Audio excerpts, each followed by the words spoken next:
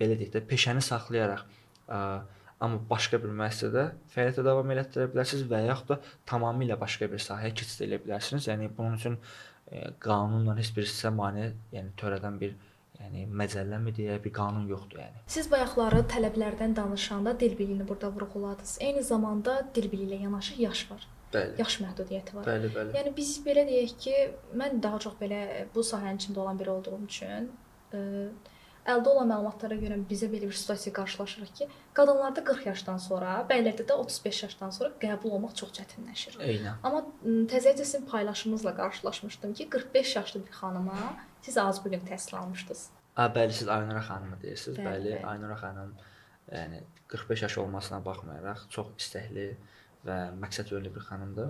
Və almancası da kifayət qədər, yəni yaxşı bir səviyyədə idi və onun işi uğurla həll oldu. Gəlin burada biz sizin söylədiyiniz hər iki nüansa toxunaq. Dil və yaş. Dediyim kimi, Ausbildunga başlamaq üçün tək və yeganə tələb dil biliyinizin olmasıdır və tələbələrin də ən böyük problemi zaten burada dil biliyindən qaynaqlanır. Onlar müxtəlif yerlərdə və ya müxtəlif müəllim və ya kurslarla dil öyrənirlər. Amma onlar 8-9 ay almanca kursa gedirlər. Təbii ki, qrammatika bilirlər, müəyyən oxuyub anlamaqları var. Sözlər öyrənirlər, Söz bazası toplayırlar, amma ən böyük problemləri danışıqdır. Danışıqda mən bu günə qədər deyə bilərəm ki, yəni qarşılaşdığım 10 tələbənin 9-unda danışığında problemi var və bunu heç cür düzəldə bilmirlər.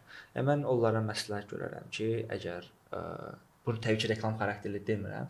Yəni dil öyrənərkən doğru ünvanları seçsinlər. Çünki onların hamısı sırf əzbərçilik üzərindən qurulmuş dərslərdə iştirak edirlər və 8-9 aydan sonra ən sadə cümlələrlə belə özlərini ifadə edə bilmirlər və bu isə Ausbildung etmək istəyənlər üçün deyərdim ki, ən negativ bir haldır. Çünki onların ən böyük, yəni deyərdim ki, üstünlükləri danışa bilmələridir. Onlar əgər almanca özlərini ifadə edə bildiyi halda intervyulardan, səfirlikdəki dil müsahibəsindən uğurla keçə biləcək. Ondan əlavə təbii ki, Almaniyada Ausbildunga başlayanda iş ortamında, təhsil alınmasında da bu dil onlara çox böyük dəstək olacaq. Bəli. Məsələn, tələbə müraciət edir ki, dil biliyim B1 səviyyəsindədir. Danışdırırıq ki, məsələn, o deyil. Heç A1 belə danışa bilmir. Özünü belə yaxşı ifadə edə bilmir. Bunun nəticəsi ancaq qrammatikaya yüklənmiş, ancaq tapşırıq yazmağa, əzbərçilik gün ərzində. Bəzən tələbə müraciət edir ki, mənə siz 100-dən 200 söz əzbər edəcəksiniz. Deyirəm ki, məsələn, xeyr. Yəni siz o 100-200 sözü əzbərləsəz belə onu danışıqda istifadə edə bilmirsinizsə, bu çox mənfi bir metoddur deyə fikirləşirəm. Razıyam mən də. Dil öyrənmək əslində bir metodika, bir texnikadır. Əgər siz bir dili hər hansısa bir kursda öyrənsəniz, bunu yaxşı bir səviyyədə öyrənsəniz, təbii ki, yəni B1 səviyyəsində daha yüksək pillələrdə öyrənsəniz, yəni əmin ola bilərsiniz ki, ondan sonrakı istənilən dili özünüz self-study və heç bir müəllim ehtiyacı olmadan da öyrənə bilərsiniz. İndi ikinci mövzu yaş. Ən əsas məsələ yaş.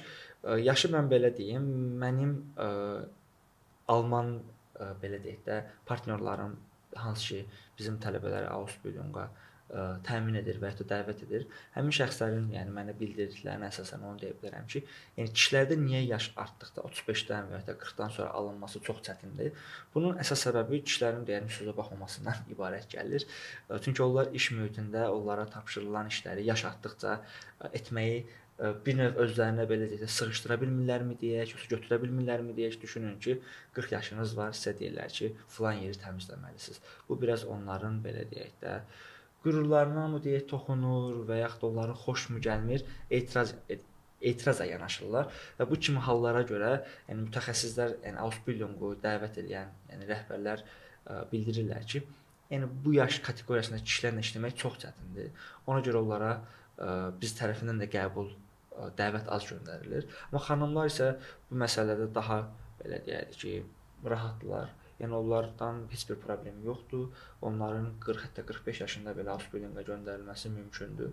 Amma bəylərdə təşkilləş bu mümkün deyil. Həm də digər faktor isə burada nəzərə almaq lazımdır ki, düşünün ki, Ausbildung proqramına başvuru etmək üçün minimum 16 yaşınız, yəni 16 yaşından etibarən müraciət edə bilərsiniz.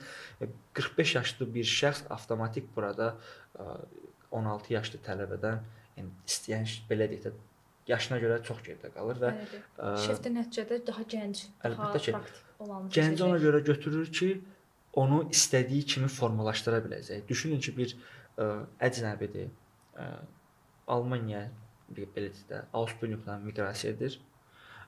Bunu belə deyək də, bir növ alman qaydasını, qanununu, sistemini öyrətmək, yəni bir növ belə deyək də, onu almanlaşdırması daha rahatdır. Nəinki 40-45 yaş bir şəxsi və ya da bəyi və ya da xanımı. Ona görə onlar yaşı nisbətən daha az olanlara üstünlük verilir. Təbii ki, demirəm imkansızdır. Sadəcə səbirli olmalıdırlar. Əgər bu yaşda Ausbildinqa müraciət etmək istəyirlərsə, səbirli olmağı öyrənməlidirlər.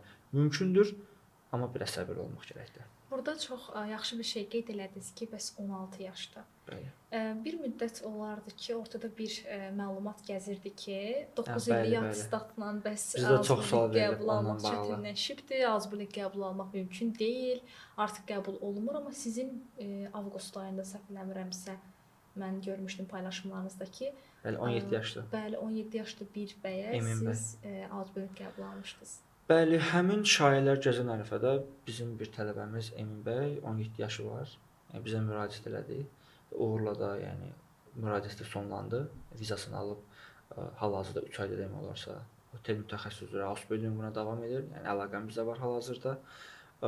Belə deyim, bu şayiələri biz də eşitdik, amma biz bunun heç bir belə deyək də rəsmi olaraq imkansız olduğuna dair bir necə deyim, rəsmi bir məlumat tapa bilmədiyimizə müraciət etdik və uğurla baş tutdu bu proses və deyərdim ki, yəni belə bir rəsmi bir məlumata sahib deyilik biz və bizim dediyim kimi də yəni bu şayiələr mənim yanılmıramsa, yəni bu ilin ilk aylarından gəzir, amma biz yayda etdik 17 yaşlı şəxsə və çox uğurla da oldu və dediyim kimi Emin bəy artıq 3 ayda Ausbildinquna davam edir.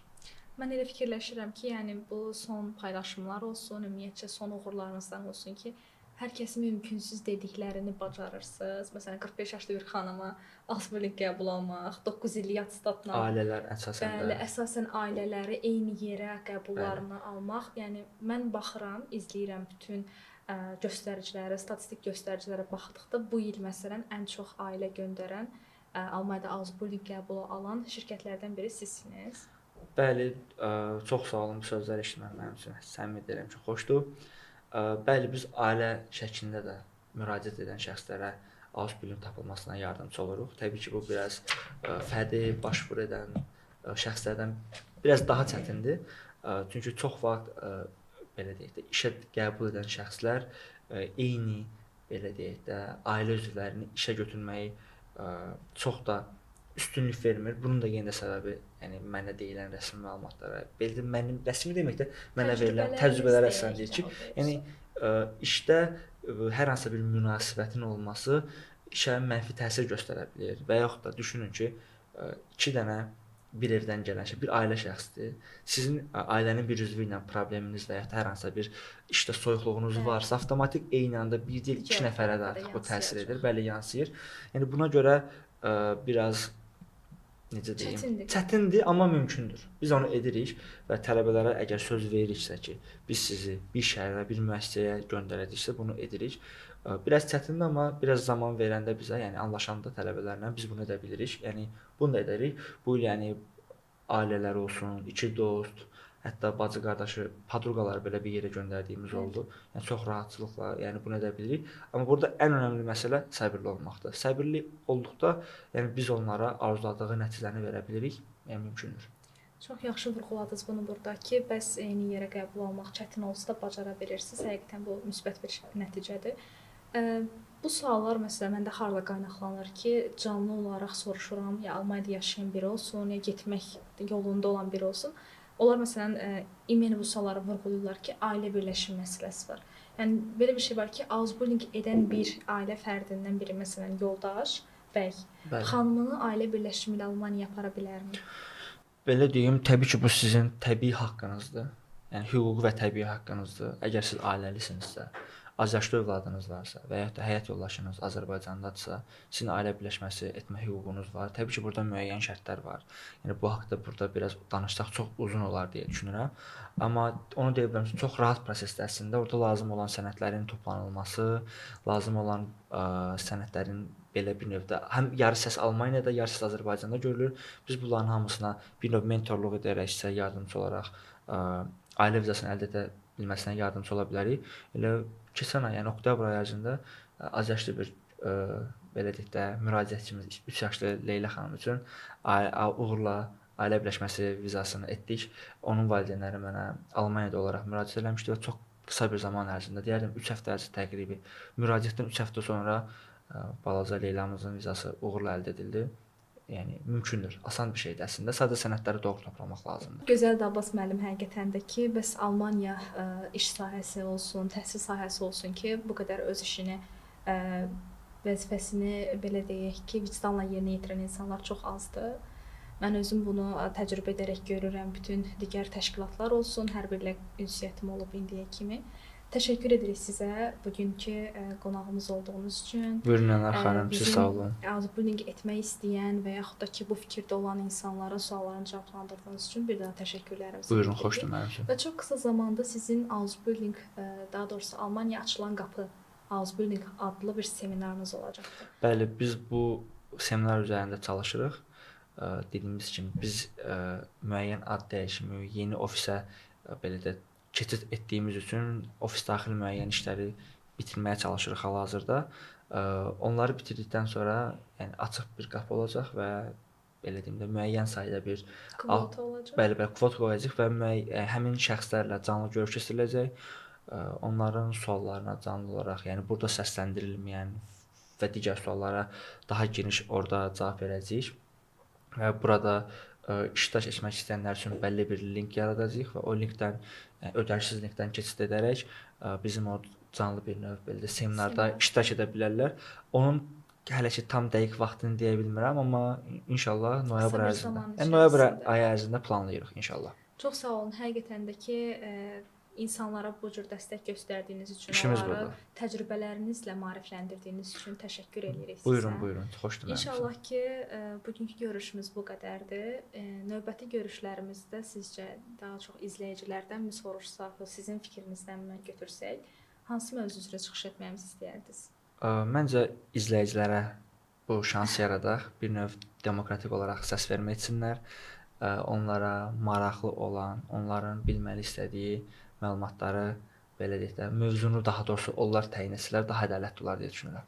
Məncə də haqlısınız. O zaman bu sualı izləyicilərə ünvanlayırıq ki, növbəti görüşümüzün hansı mövzu üzərində olmasını istəyirsinizsə, buyurub yaza bilərsiniz. Çox sağ olun. Siz sağ olun Elara xanım, görüşərik. Görüşərik.